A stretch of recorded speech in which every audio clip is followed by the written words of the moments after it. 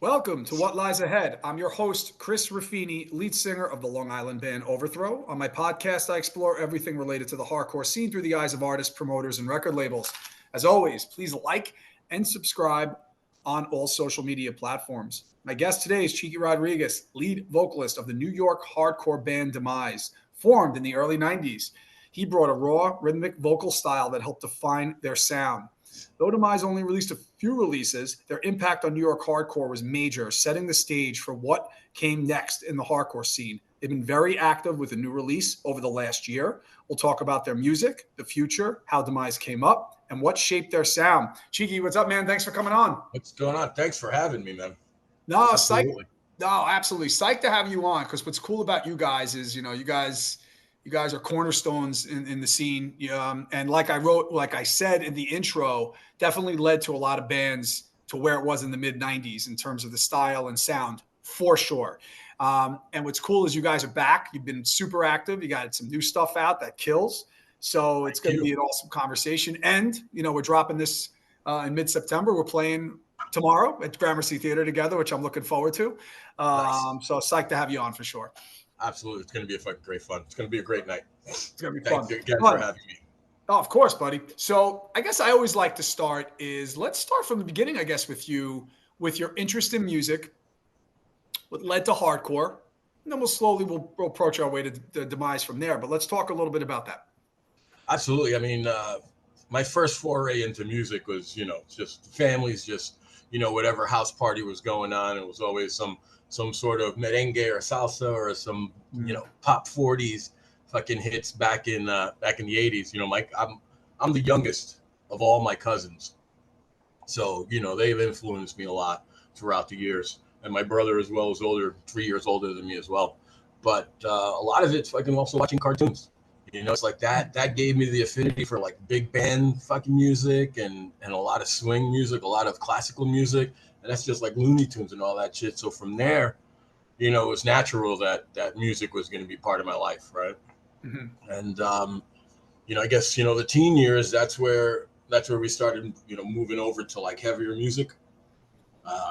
Everybody that we hung out on was like at that point, that the heavy music was the shit, especially in the scene there. I'm more of a metalhead. And my boy Jir, who's the original singer for DMIZE, he ends up, going on the punk side. We're on the metal side. He's the one that actually got me into, starting to go to matinees and into the hardcore and all that. And then from there, it was just like, we just hung out and it's like mixed the metal, mixed the punk, figured it out. And that's how DMIZE ended up forming. It was just finding each other. So you figure it's Richie Nagel, who's the OG drummer. He went to school with Beto and Hoya. They went to Newtown High School together. And that's where they ended up joining forces there. Got Jir to sing. And Jir, I think he lasted maybe not even 6 months or so. And because I was already there and, back on vocals and just part of the crew and all that, it was an easy transition for me to jump in. But that was it. That's how it all fucking started.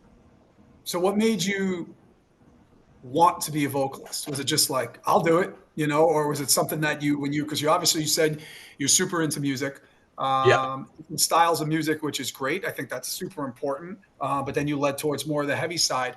But when the band you said there was we know there was an original vocalist and you came in afterwards. But what made you want to be like the vocalist? Was it just like you had to step up, come in and do it? Or was it just something you always wanted to do from going to shows, matinees, obviously being a part of all that whole scene? Yeah. Well, originally I was asked to sing for DMIZE and I balked at it. It worked out because, those jams that were made, who the hell fucking knows what the lyrics were going to be? Who the hell knows what that demo was going to sound like, with me at the helm instead of Jir. But that's just the way it worked out. And so just from being a frontman, it's it's like growing up and seeing Eddie Leeway and HR and Rabies, just seeing like a lot of charismatic frontmen, and that was a big part of it. And I was just like, dude, I definitely want to fucking do that. Also, I couldn't play a lick of fucking music anyway. So, I go ahead and try fucking figure my fingers all flubbed up. I was like, I like to think I can play drums, but I'm a better teeth drummer than I am with my hands. So, so it was easy transition to go that route. And so it's like back then it was like I sang for a metal band as well. And it's like everybody was whoring around with music at that point. It's like everybody jumping in of one band here, one band there, one band there. So I always found myself behind a mic, and it was I was like, let's fucking do it. And that was the whole fucking shebang, man. Crazy shit. Yeah, one step back. I apologize. I should have asked this before. Do you remember your first hardcore show and where? My first hardcore show was at CB's '86. Youth of Today. It was Youth of Today, YDL, Bold, Side by Side. Not bad. I'm pretty sure that was the show. Yeah, it was a great fucking show. And and then it was like, it was just like, hey, we're going back next weekend. We're coming back next week. And then it's just finding shows everywhere. And I was like, let's do it. I was like, this is easy. That was fucking church, man. It was so fucking fun. Like every week. Such a good way to put it. Hanging out. Yeah. That was it. I was like, there's nothing fucking better. There's nothing fucking better hanging out like in those days, man. It's crazy. Sure, man. Absolutely. So DMIZE forms. Now, I always like this. So it's like, I remember when I started my band, you're not thinking, you're thinking ahead. It's just let's play. But when DMIZE, when you joined DMIZE, right? And you guys start writing, you start doing stuff. What was there like small goals you guys had, or was it just like, let's play CBs, let's do matinees? We get out of state, or you're like, no, like it'd be cool to take this and tour and do stuff. That was the thing. It's like, so after I joined, we ended up changing drummers, and Richie was out, and now Johnny Rosato's in. So that whole transition there, like we were like, hey, we're just doing a couple of like the old songs off of the demo. We were writing new stuff. We were writing just transitioning to a new drummer and just being cohesive again. And so that, it's like that took a little time away from us. But it was never like, this is where we wanted to go and this is what we wanted to do. We knew that we were rehearsing like almost every day in Johnny's basement in Sunset Park, Brooklyn. And we were just trying to get tight. Whatever shows we were going to get, we were going to make sure that we were going to be fucking tight when we fucking played. And we knew we were going to fucking blow anybody out. That's what we wanted to do. That's all we wanted to do. It didn't matter. It was like where the show was. We were going with a fucking convoy, and we're just going to blow the show up. And that was our goal always. But, the long-term shit is like, yeah, we tried, we'd get the press kit going on and kicked it around for a while. We had those 3 songs that we try to go ahead and sell and push. But DMIZE and DMS back then, they had that reputation, right? So that ended up affecting the band as well. But that was the fucking life. What else are you gonna do about that? So that was the life of a hardcore punk band. That was basically it. So we tried to do whatever we tried to do. And, then it was short-lived, like after, 14, 15 shows. And that was it. Wow. Yeah. You remember your first show at DMIZE? Where was it? And do you remember who it was with? The first show, we played 3 times at CB's. And the first time, I have no idea who we fucking play with. I couldn't even tell. I think the headliner was Negazioni. Italian punk band. I'm wondering because I know the second time it was Iceman, and then the last time was wait a second. So maybe it was Iceman. Yeah, because maybe it was the Iceman because I guess the second time would have been. Dude, I have fucking no idea, bro. I really have no idea, but I know we did at least 3, and I know it was like one was with the Iceman, and then another one was. Burn DMIZE Super Touch Killing Time, and that was like a 90, and then the AF show, which was supposed to be their last show, which ended up being DMIZE's last show, if you can believe that. Yeah. Yeah, that was a nutty night. But yeah, no, that was it. Then a couple shows out in the Unisound out in Pennsylvania, and then maybe like a select couple of shows in the city and Jersey, and then that was it. That was it. If I can put a wrap on it. Yeah, it went pretty quick. And now you're back, which we're going to get into. So I want to I guess it's almost, your songwriting back then in terms of, if thinking back that far, if you can remember with it was, do you recall, and then kind of comparing where you're at now with doing that, uh, what it was like then? Someone came in with the riffs or the music. Did you have lyrics already kind of written, and then, or you're the kind of person who needs the music to kind of flow over the song, and how that's Yeah, kind of changed a little today with a more experienced lens in terms of doing it. yeah, And did no, you have absolutely. books and books of lyrics, because this has been going on and on, Well, I mean, that was the whole thing. It was like, it was like back then I was writing all the time. I was writing and I was reading, just doing creative writing, and then just, writing lyrics, fucking whatever, poetry, whatever fucking little fucking fiction I can go ahead and think of. So yeah, so it was always like, somebody would come in with a riff, that would be it. Hoya would come in with a riff. Beta would come in with a riff. We'd go ahead and just start like piecing it together. And I was like, Johnny he was playing also, so he'd chime in as well. Steve Pettit, who was the second guitar at the tail end, he had some stuff also. I hummed a couple of fucking bars on a couple of songs as well, just it's like get a transition in there. But yeah, it's like I'd always go ahead and have lyrics at the ready, so I'd hear the song, and then it's just a matter of putting it in, getting that breathing down and putting that inflection down and all that. But it was always, it's like once we knew we had something going, and it worked with the lyrics, I just fucking play it, and then I'll try and put something through, and then a lot of the times it fucking worked. I was like, Yeah. these guys weren't musically inclined at the point then, right? So it's like now it's, we're writing. It's like, it's almost like the same thing. It's like, it's different. It's a different dynamic. It's different people now, with the exception of Beto and myself. But, of the couple of jams that we did throw out there, it's just basically the same thing. It's just basically the same thing. It was just, who's got the riff, like a LaFada, our new drummer, John LaFada, he'll just start playing a beat. He'll start playing a beat. I'll like hear it. I was like, oh, that's fucking Led Zeppelin. But Beto don't know that. He'll just start playing the fucking riff to it. And I was like, bro, you didn't even fucking recognize what the beat that he was playing. It's like he'll just go ahead and just start playing some top 40 beat, and then Beto start playing. And it was just like, hey, if we like it, we like it. We'll just leave that to the side. That fucking hook sounded dope.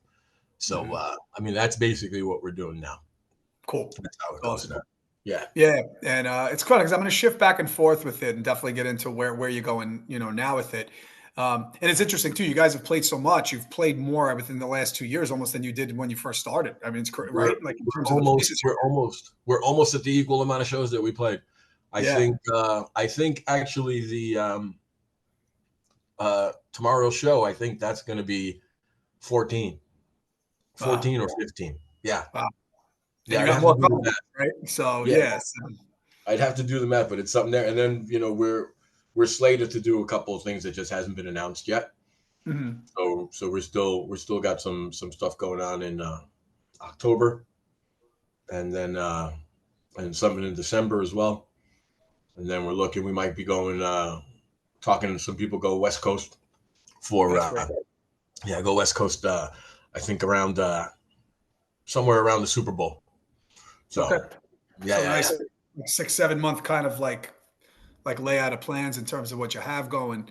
What I would ask too is the lyrical theme. You know, think back then when you were doing it, and now, like with some of the new stuff that that you had out. Like, um, do you feel there's been a change? Do you look at things differently? The world is obviously a little bit different, in terms of stuff that's going on. So, and obviously when you're a little younger, you have a different mindset with stuff. But how do you look in terms of lyrical theme, in terms of when you're writing a song? Again, does the music need to play a role in that, or you just have lyrics and you're like, okay, this could fit well with what we're doing here? No, I mean, it's like I'll have like you know, like now it's like I don't write as much as I was back then. So I'll just go ahead and just like something will come into my head and I'll just jot it down. And then that'll Mm. be the start of it. That can be the start of it. And it's like, you know, it's like I can go ahead and just keep on rambling, or that's all I have. And then I'll come back to it a little later. Like a couple of songs I just wrote, it was just like I just started fucking writing. And it was just like, just kept on going, just kept on going. And at that point, I had some music in my head, and that's what I was writing it to that actual music, that melody that I had going on there. So I wrote a whole song just like in a night, just doing that. But I hummed the music out and I left it audio, but no one was able to make it out. No one was able to make out the audio. So I still got to go ahead and take a listen to that and see if I can go ahead and figure something out. But It's funny with the humming thing that you're saying it. So I've had other people on here. They do the same thing, and so do I. It's just it's my I have most of my voice notes. I have like cadence ideas, but like there's hum. It's just it helps and it works, man. It does. It's I fun. get A lot of people do I that. got so many freaking songs that I just put it in my head. It's just like just the song comes in my head. I'm getting like hooks. I'm putting transitions in there, You and don't want to that's lose it, right? nice. You don't want Yeah, to lose it. So yeah. no, exactly.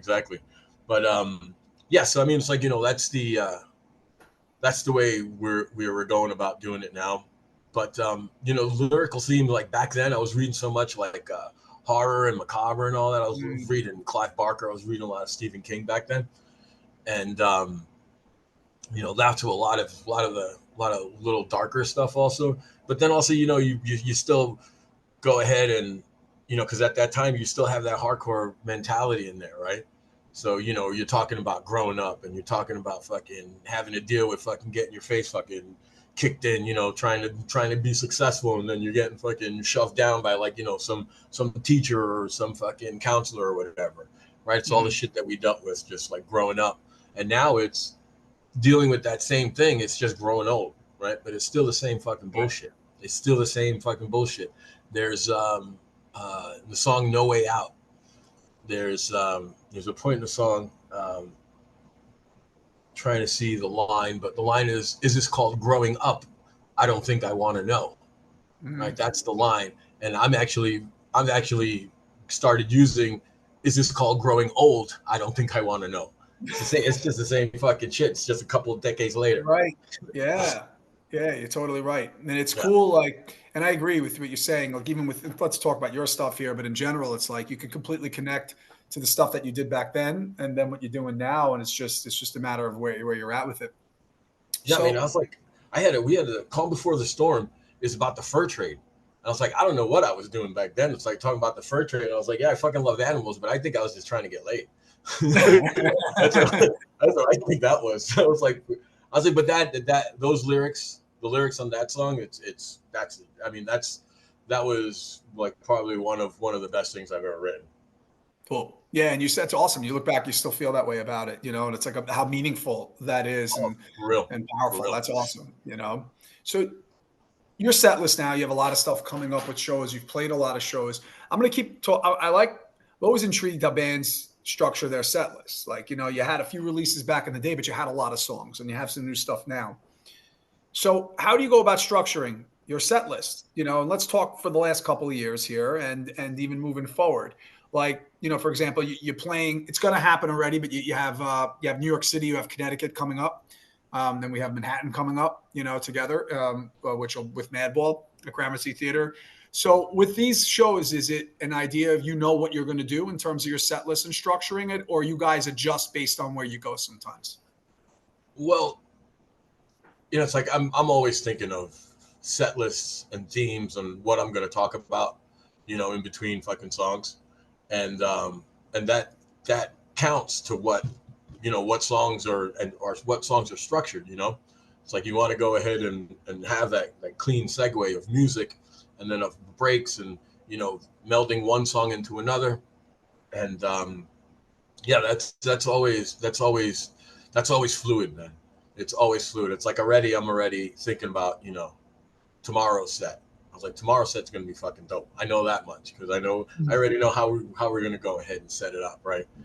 And I'm like, you know, there's it's like now the last thing like the next couple of shows or the shows that we just did, like those things we've been transitioning LaFada, John LaFada in as a drummer. So we just we've been rehearsing just this set list, and then we're probably going to do that set list for the Connecticut and the Bowery Electric show, and we're completely going to scrap that set list and change it up for the Gramercy show. I know that much because we're also, we're adding a couple of new songs, omitting a couple of the old songs. Also, there's the time allotment is another thing. Also, if we have a limited amount of time, you got to go ahead and cut a couple of jams, right? And so I mean that's always like I said, it's always fluid, it's always changing, it's always changing in my head, and it's always changing. So I'm hearing it sonically change as well. So yeah, no, but I mean we always keep going. I was like, the guys they'll chime in, but ultimately it's my fucking decision. Yeah, you run the show with the set list, right? Yeah, it's fun to do that. There's something like I've always was intrigued. Like even back on my I still love thrash metal, but like like anybody growing up, getting into heavy music, I started with thrash metal, Metallica, Megadeth, Slayer, all that kind of stuff. Same. And I was always intrigued, like what was their set list like? Like how did they put that together? Why didn't they play this? So that's my next question to you. Are there any songs that, and it may hit you? Well, you seem like it may not hit you, but it seems like you'll know this. That over the last couple of years you have not played at all. Yeah. And is there a reason why? Like you just not into it, or there's there's one song that we haven't played off of the first demo, and that's Nation. And I don't know, I have no idea why we didn't go back to it, but it's also, I mean, I guess there's no real reason that we just decided we're never going to pick up. We don't know if we're ever going to pick it up again. I was like, we don't. I mean, we don't know. There's 2 songs off the second demo that we still haven't even fucked around with, and I think one of them just a little monotonous, so we left that alone. And I think we're actually going to go ahead and utilize a part from one of the songs and go ahead and incorporate it into something else, maybe like an intro or something like that, and go ahead and utilize that live, right? Yeah, so I mean, there's always bits and pieces, like some of the newer songs, or rather some of the older songs, we've added stuff to it. We've did a little modification to it also, like we made a little. I'm sorry, is that just from rehearsing? Was that ideas you had, or you guys were rehearsing and like over time, like, ooh, this would be cool if we did this, or it was just like you guys were rehearsing and it just kind of happened, It was rehearsing, and then it was just like, oh shit, that fucking actually sounds dope. We can go ahead and do that, and we actually did that at the end of the Dawn. There's a point we've added a hook, and when we were playing live, the last few shows when we were in Texas, and I think that's the first time we actually transitioned and actually did it, and people were going nuts, but we only did it like 2 times, right? It was only like 2 measures in that, because it was to end the song. So now what we've done, we've actually made it longer, and we actually changed the hook also. So that's gonna be dope. Yeah. So that's just getting around that. We're always working on some shit.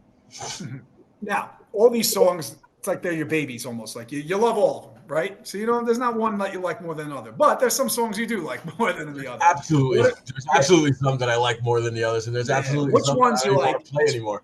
So which ones in that set list that you're like, I'm looking forward to playing this one, regardless of how old it is, how new it is, like whatever the case is. What song is this? Well, the one song that we haven't played live yet is "Us Against the World." So that's the one that that's going to get started. That's getting into the set list, and then like "Calm Before the Storm." That's my baby, musically and lyrically. That's my jam. So I mean, you go there. I mean, that's the whole thing. It's just like it's like everybody likes these songs. Everybody likes these songs, and then it's like, all right, some people don't like these songs. And then some people don't give a fuck, right? That's how it goes in the band. I was like, yeah, no, I'm fine with it. I mean, there's some of them where I was like, all right, this is gonna take a lot out of me, right? Lyrically, it's just like boom, boom, boom, boom. There's no transitions. There's no real break for me. And I'm like, all right. And I was like, well, if we're gonna do a fucking song, we need to do this shit like right at the top or way at the end, because at least at that point I'm just working on adrenaline, and I mean at that point it's just like, that's where I'm at my peak, right? Right, right. But yeah, we try to fucking go ahead and play whatever we can. But I mean, there's no real love lost on. I mean, it's just for me. It's just me with one song. That's it. That's it. But everybody else is fine. So you've been to Texas, you might be going out West Coast possibly. So I'll use an example here. So you're going out West Coast, and now, which is new for, when my band were late 90s around, you guys were early 90s right now. You really, like, to me, it's like almost like DMIZE is back, but like back more than you were back then. So there's a lot more at our fingertips in terms of like Spotify for artists, right? So do you look at there's songs you want to play, right? But do you look at streams like, let's go out the West, you're going out to the West Coast and you're like, oh, we're playing in LA, and Trapped is really, really streaming over there. And I'm just using that as an example. Yeah. Does that make you adjust what you're doing? You're like, no, I got my set list, and this is what we're doing when we go out. We'll incorporate that set list. We'll incorporate them, right from the get go. I'm not going to worry about what's streaming here and what's streaming there. And I'm like, dude, we're here to fucking go ahead and play our set. We're here to play our set. We're here to blow it up. So I mean, we're going to try and play whatever we can. We want to play absolutely everything. I mean, if it was up to us, we played absolutely everything. I mean, so even a short set, a hardcore short set, could be like the whole band's discography, right? It's just like, it could be like a half hour, and that's it. That's everything, guys. So you got to go ahead and split it up with some bullshit and some banter, and you keep on going from there. Yeah, which is important. I like that. And you guys you do that. You particularly do that well. You do that nice with speaking in between. You guys play. You're a heavy band, so it's nice that little break for some of the people. Yeah. To get a little talk. I think everybody needs that. So it's like a good thing. Absolutely, especially us other folk as well. Yeah. So we got I was back and forth with the writing and the set list, like obviously with DMIZE coming back. So I would call you guys, let's say, semi-active, right? I use that term, or maybe like active, right? Like, as active as we can be at this age. But what made you want to bring it back? Like, bring it back, because there's, like, from what you said even before, there's plans laid out to the Super Bowl, right? And we're you and I are talking in August right now. So you got like a 6-7 month plan laid out. Yeah. What was the idea to do that? Now, was it an idea to come back as shows and then, like, man, this is fun, and we're older now, so it's like you need that release. And hardcore never leaves you. You're always at shows. You're always doing that. But like playing and doing all this, you just can't. You can't stop, kind of thing. So I was just wondering, like, bringing the band back together, getting it going. How did that kind of snowball into where you are now? It's probably been in the works maybe 20 years. That it's been in the works. Beto and I, we tried it back. I think it might have been like 2005, 2006, around there. I think it was before I left for Florida, maybe when I just came back. So maybe around like 2008. And we tried. We actually had a couple rehearsals with some of the guys from Jersey, because Beto was already out there, and those are all his boys. So we tried it, and it was it went cool, but it didn't really have that feeling. We didn't really have that feeling. So it fizzled out. And then I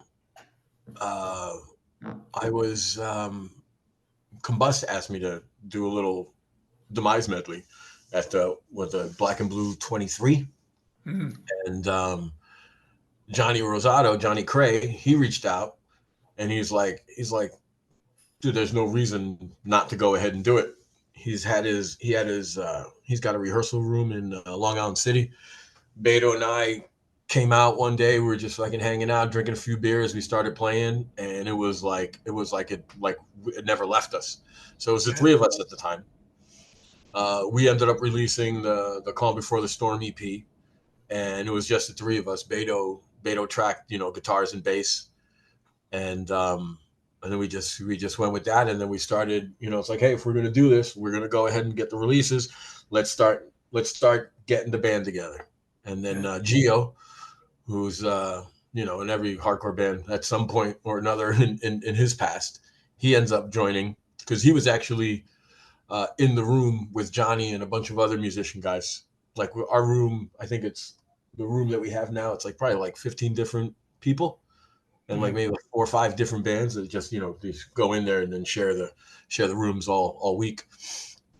And so it was an easy transition from there. And then Taris, who ended up mixing and mastering the Calm Before the Storm EP, he's plays guitar for All Out War. He was in the room as well, so he came in, and it was just like it was an easy transition as he came in to be the second guitar.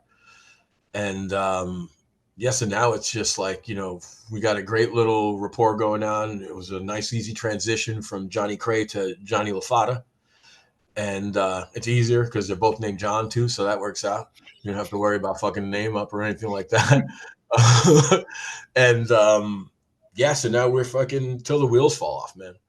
That's we're gonna go ahead and just fucking play out as much as we possibly can and have a great time doing it. That's all. Awesome. What else you got? And it's needed. It's needed. You're working. This is day-to-day stuff, and which is amazing. Don't get me wrong, but there's nothing better than doing this as like a release. And it's so to me, it sounds like you guys got back, and it just snowballed into like shows, the writing. Yeah. So think of that of recording again, right? So part of you tried to 2008 do this. How was recording again? Yeah, I mean that's the whole thing. It's like it's in our rehearsal room, so it's just basically it's just up and everybody's got headphones in and everybody's coming in just to track their own shit. I gotta talk to Taris. We gotta track some stuff right now because we're doing a few releases coming up as well. Cool. And that was my next lead. Like, yeah, good. Excited to talk about that. So I actually got to do some tracking soon. Looking at where we are, we're the 5th of August today. The 8th, 5th of August. So that's where we're at because we want to go ahead and have something released by September. At this point, which is going to be great, everybody's going to fucking know it. So the surprise already. Everybody gets the surprise. That works. But how many songs are we talking about? Well, what we want to do is eventually, because always the demo, all that shit, that was eventually going to be re-recorded again. That was going to go ahead and figured it was going to be an album. It was going to be some songs that were going to go ahead and get taken off, and we figured we'd transition to some more new shit. And we develop our sound, but we never got to that. So now that we're doing it now, we're getting our sound. We're working on that, and now we're going, re-recording a lot of the demo stuff, throwing in a couple of new tracks, and we're gonna try and see if hopefully by October, November we'll have that release. But definitely a couple of singles beforehand, like that. Nice. Definitely like before this will air, I'm sure. Obviously it's going to be out on streaming platforms. Are you looking at vinyl, CD? I'll even bring that up. Like, is that even something, or it's just we'll just go with streaming platforms and then we'll see it go from there? Yeah, we haven't really gotten that way. It's like we have the the great relationship with Generation Records. Because they put out our last few, so that's a conversation that we're going to have, and we're going to see if we're going to go ahead and do that. But so we haven't really decided how the release is going to go. If we're just going to go ahead and just stream it, or we're going to go ahead and attach some vinyl. That's always able to go ahead and do that down the road as well. So we're not really worried about that as of right now. Right, just that getting it out there, and that's the one thing that's nice with streaming, is everyone could get it, see it, hear it. It's there. The vinyl. You're right. That's something you can always do down the line potentially. Yeah. Are you playing any new songs? Have they been thrown in any of the sets? Will people be hearing them? Maybe at Gramercy Theater, or are you going to wait till you drop them? The new songs, they're already there. We're working on another one that's going to go ahead and do. It's like the surprise is actually a cover. And that's going to be nuts. So it's actually going to be that cover, and then it's going to be one of the last few songs that we did of Soul Search, The Dawn, and Misery. It's going to be a remake of one of them songs. Cool. To keep everybody fucking thinking. Yeah, it makes sense, think about what you just said about, I don't know, 15, 20 minutes ago. Like some of the older songs you've adjusted in a way, you've updated, you've fit, that the songs have been around for a while and there's some things you heard that you felt like you could change. So it makes sense that some of them are getting re-recorded to give it that little twist, right? Yeah. I mean, Yeah. that's exactly it. So, just, it's be the new song. I mean, because a lot of things, I mean, it's like, I know it's like a lot of things, it's like, even because it's like older stuff and our music, it's been around for a while.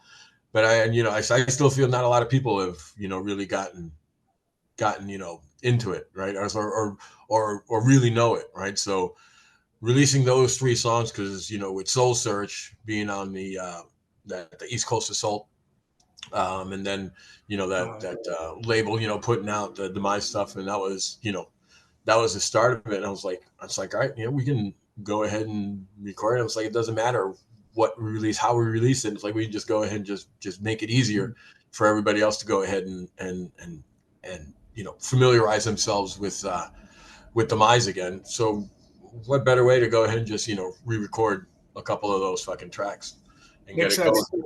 Yeah, I mean, like I said, that was always the aim, that was going to go ahead and get recorded.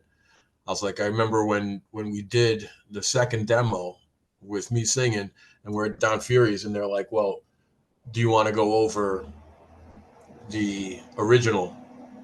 Like, I was able to, wanted to go ahead and track my vocals over the original demo.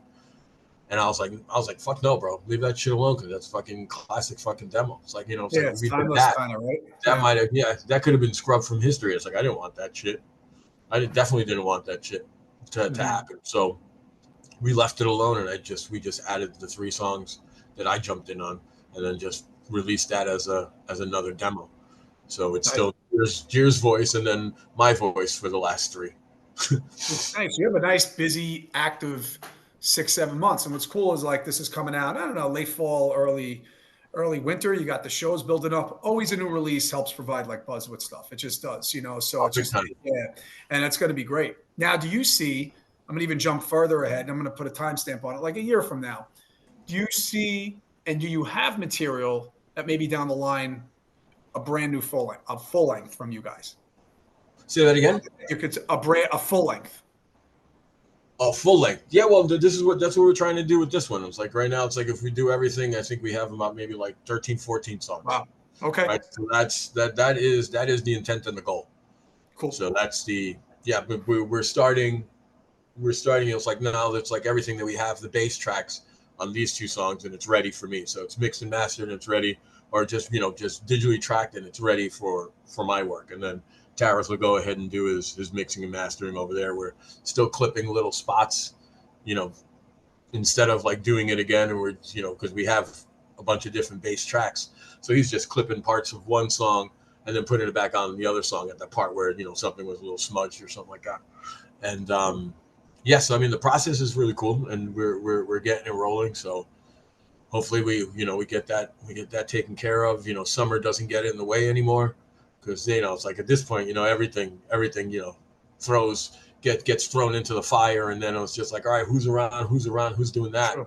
Yeah. and then Yeah. everybody's somewhere else. So you try to go ahead and once you get that time going, you just want to go ahead and just do as much as you can and go Yeah. that route. Now, jumping way ahead, you're going to have more material now. The set list is going to have to get adjusted, right? So, so there's some things you may not be able to play. So that's going to be coming soon too. Again, it also depends upon where you're playing, how long your set list is, and stuff like that. Yeah, But yeah, or I could just fucking not talk shit as much and then just play the fucking music. I was like, just let everyone, me just play it right away. Just keep Mhm, going. mhm.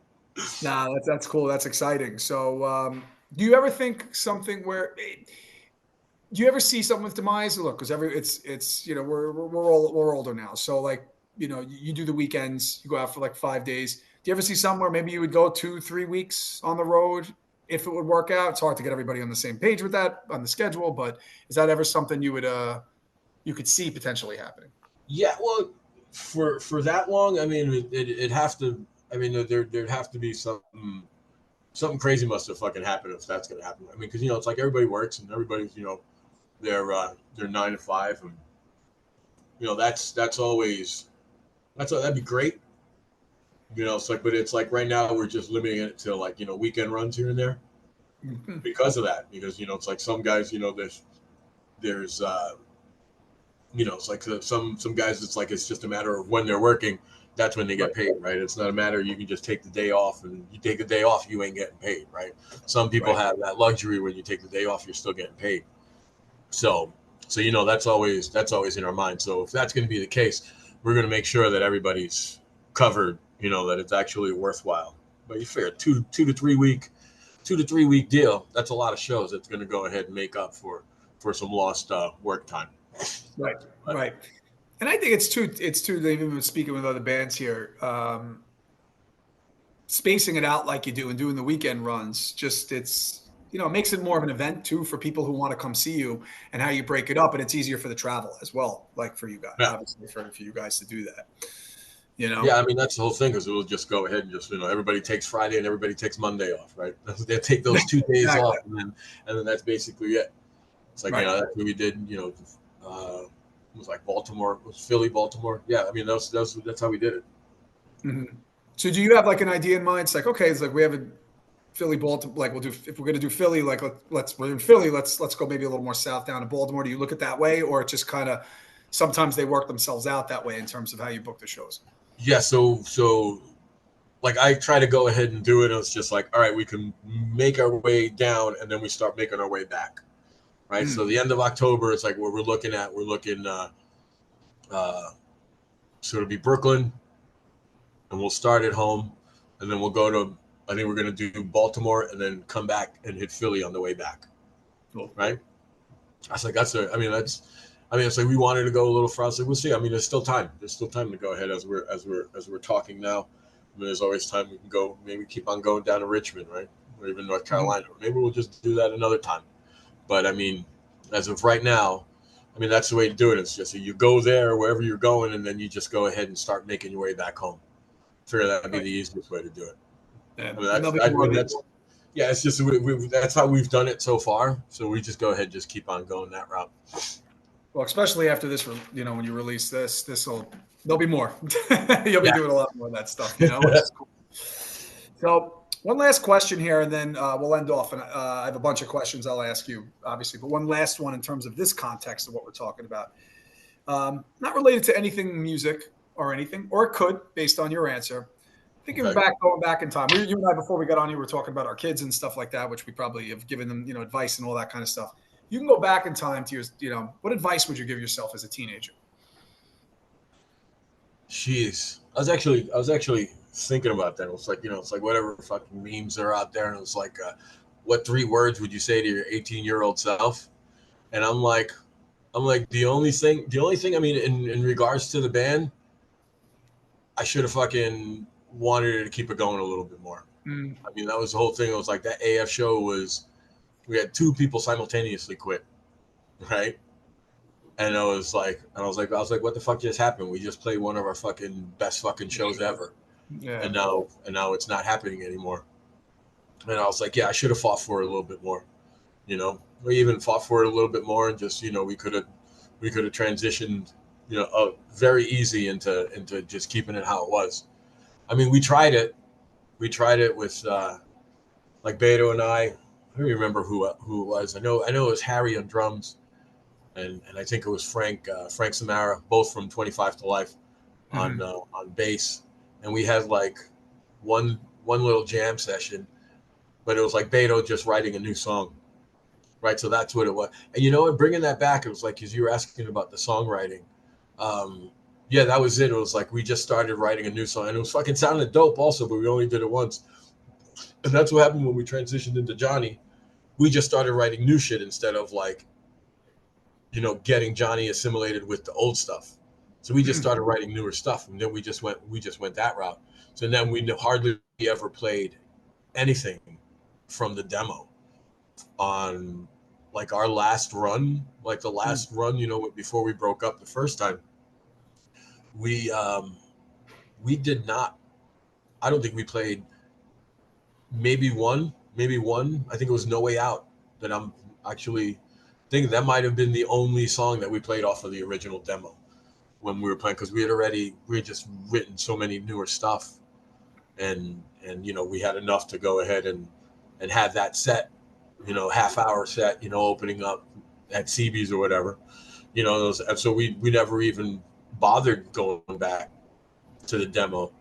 I mean, a lot of it had to do because we already developed our sound. Also, those last 3 songs with Johnny, and then it's like I was like, yo, we're gonna go backwards. We're gonna start playing these like old primitive New York hardcore like songs, and then we're over here. We were transitioning to metal. We were almost there. Like just completely being a full metal band for sure. But who knows? There's still time. We got time. We could do it again. You talk about the songwriting process. It made me think a little bit here, obviously, right? So there's always the bands that we all loved back in the day that always sticks with us. There's been bands in between since then. Was there anything? I don't know if influence is the right word, but when you guys were writing, it was like, yeah, man, there's some stuff that the last 15 years that you're like, that obviously was not around when you guys were originally around. You weren't trying to do that, but kind of influenced a little bit with some of the stuff that you were doing. Is there anything like that, or it was just more of blanks, clean slate? You were writing the new material. In regards to new stuff, I mean, it was just like these guys been doing whatever they were doing. It's like it was the hell, the Minus Zero, which is actually an old song that we never finished, and then we end up finishing. So that's like one of them. You've been opening with that too, guys, right? Huh? You've been opening with that here and there, I saw, right? Yes. Yeah. That's a great fucking jam. Fucking jam. And so that song was, these guys, I just came in, I had no idea. I just came in and they were like, yo, the song's finished. And I was like, dope. And I was like, I'll get lyrics and then we'll just go from there. And it worked out. And it was still in that same formula, that same old DMIZE formula, right? So that worked out. But it's just like, it's like you just go ahead and you just hope that, you can go ahead and mold it into that same little package that it used to be. Right. But I mean, as we're older, I guess, it's like there's more influences, it's like I've got, it's like as a metalhead also, it's like I've gotten into like more into like a progressive metal scene. So from that, which, it's all mostly melodic and all that, it's like I'm getting ideas from that as well, incorporating that into other things. And then musically that changes everything. Cause it's like, I'm not just like, it's just like a regular, just regular thrash fucking scene. And it's just going to be thrash and then fucking mosh part. And then maybe a little hook and then the mosh part again. Right. I was like, now I'm like thinking of like, transitions into fucking other songs. So you can go ahead and, like break it down where you're not even breaking it down musically, but you're breaking it down sonically. So you're going ahead and just like, make it sound a little ethereal, right? Make it fucking sound a little more dark. Right. So that's always like, a whole lot of shit where it gets, you start getting fucking a little more melancholic, and cause I'm fucking, it's always going to be fucking metal. For me, it's always going to be metal. So I'm always going to try and, get that sound. Right. But it's fun, dude. It's fucking crazy. It's fucking crazy to fucking just keep on going with it. For real. Great, man. Looking forward to hearing it, honestly. So now a bunch of questions. First thing that comes to mind, you want to elaborate, you go ahead. Okay. Gotcha. And then you'll see some of them, they're all over the place. There's really no semblance of order of what I'm asking you. You're going to be like, he just asked me this and now he's going here. So let's start with, and you may have answered it already, but I'm going to ask anyway. What was your favorite show back in the early days of DMIZE? That we played. That you played, yes. Sorry. It's got to be fucking Unisound. The Unisound shows were fucking insane. I'm trying to think like one of the last times that we played there, we played with Sick of It All up there, and that one. I mean, just traveling over there. Like somebody had a case of Ballantine 40s. Like that's what we had on the ride going to Pennsylvania. And, we had a huge convoy on the way down. I think the van needed a gas cap, was missing a gas cap. And we passed the dealership and somebody just went in, took the gas cap from the dealership for the van that we needed, we were passing fucking 40s from the van to the other cars that were rolling. It was fucking banana. I think that was the one Dominican Bill lost a tooth dancing. He kneed himself in the face and lost his tooth.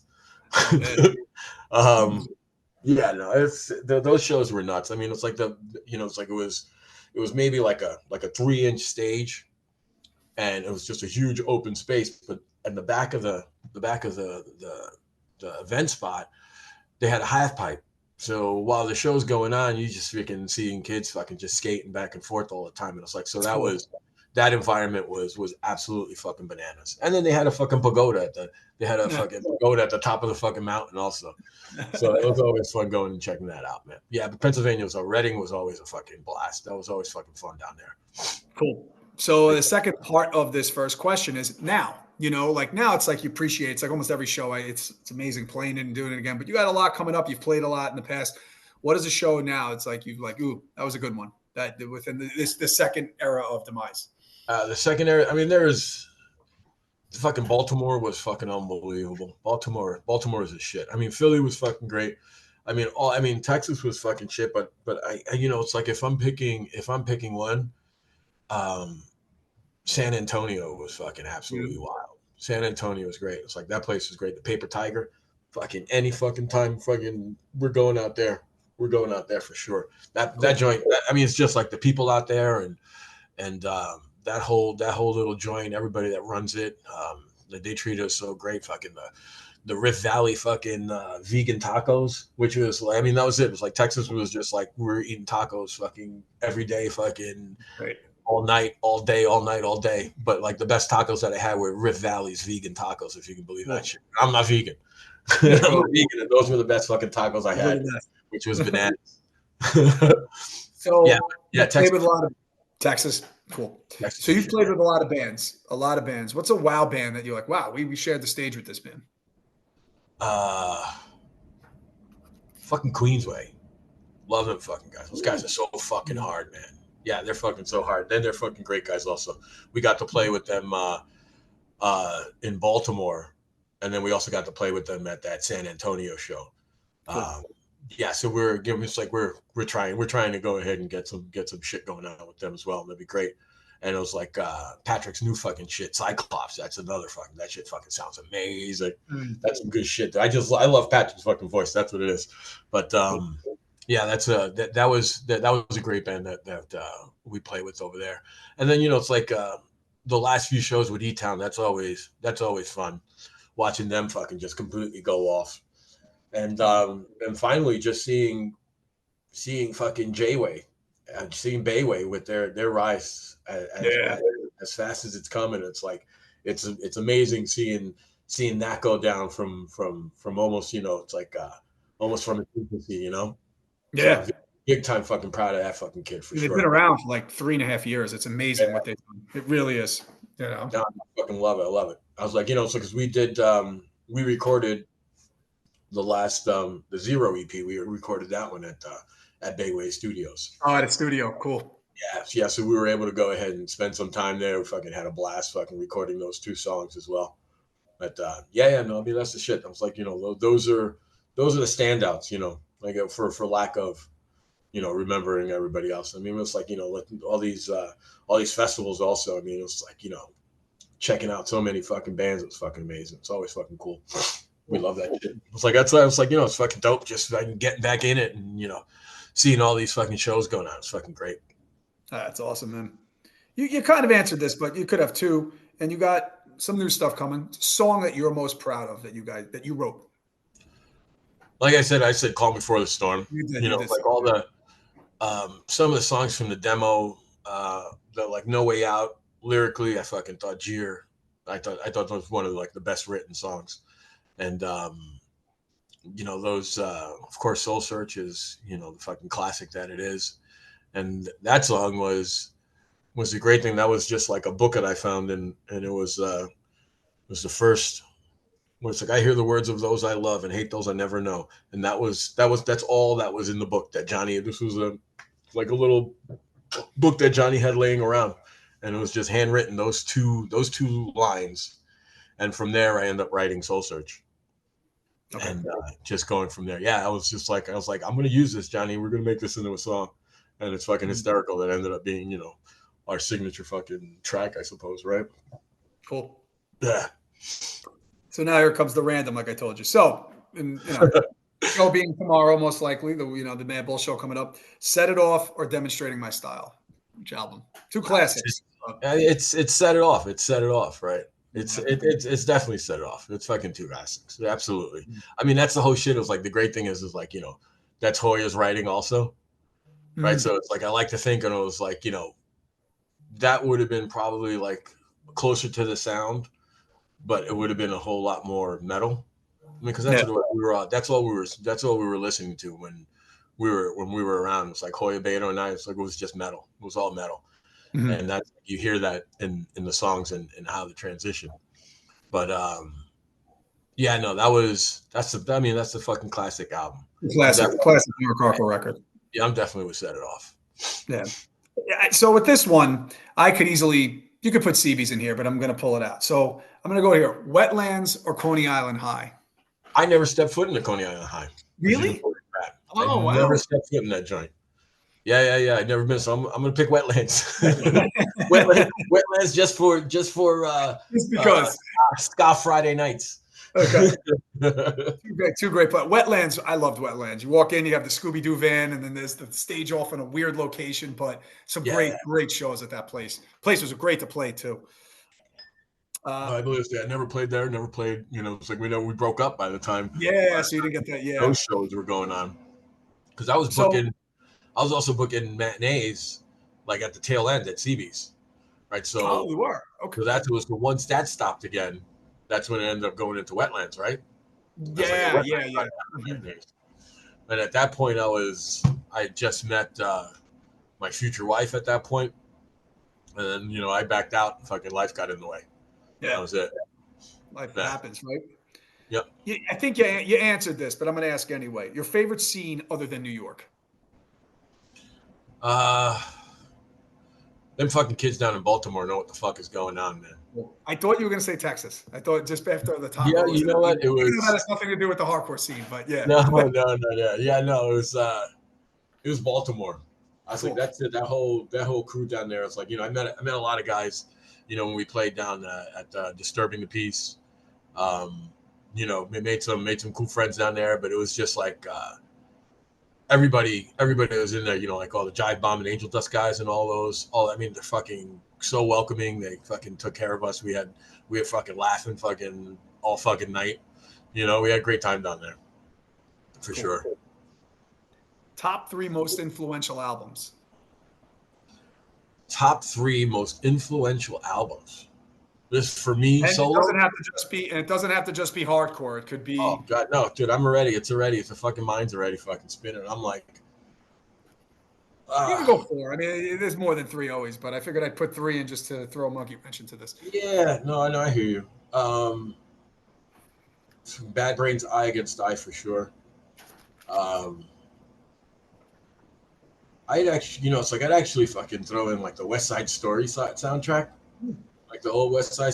That's just the Leonard Bernstein with the fucking just like the punches and the drama and the fucking everything's on there. And then fucking Slayer, South of Heaven. I was like, that was the one where I was like, what the fuck did they do? And then like a couple of fucking listens again, I was like, these guys are the fucking greatest motherfucking band that's ever fucking lived, man. Mm-hmm. And then an honorable mention, I'm gonna throw in Opeth Deliverance. Oh, okay. That's cool. That's much different, like different stuff, and that shows you different style, like different interests, like literally from what you said in the beginning, in terms of what you were talking about. Yeah, no, for real, big time. A band or artist you like that may surprise people. I think people know, like with the music you discussed in the beginning. You've talked about that before, but a band or artist that's out there, like, oh wow, he's into that. He died in 1975, but Louis Prima, that's my motherfucker, bro. He is like, songwriting and singing and acting the fool and having like a straight man girl always there. And he's just having a great time, just singing about fucking shit that he loves. It's like, it could be food, it could be fucking women, it could be fucking cars. And it was like, he just goes and has a great time about it. And I was like, that's That's absolutely how I figure my life should go. Right? I'm fucking having a good time. I'm fucking alive. I want to have a fucking good time. So, Yeah. I'm gonna go ahead and sing and have a good time. Yeah. And that was the epitome of that. He was Nice. definitely the epitome of that. Cool, man. So last question. Question really. Well, it's not really. Well, it's kind of a question, I guess. New bands you like? What are some new bands you've been listening to? Um, New bands that I was, I mean, that's the whole thing. It's like new bands, like even on the hardcore side, it's like even rough. It's like even on the metal. I mean, it's like just new bands. I mean, newer bands, like in the era. I'm like, like I said, it was like I'm into like Between the Buried and Me, fucking crazy into that. But they've been around forever. I'm like, like Cyclops. Like I said, they've got a great fucking sound. Um, yeah, it's just it's really hard to go ahead and transition into new shit because I've been trying to fucking catch up on fucking 40 years of Yeah. shit that haven't been listening to, right? So and of course I still listen to all my same shit that I was listening to when I was a teenager as well.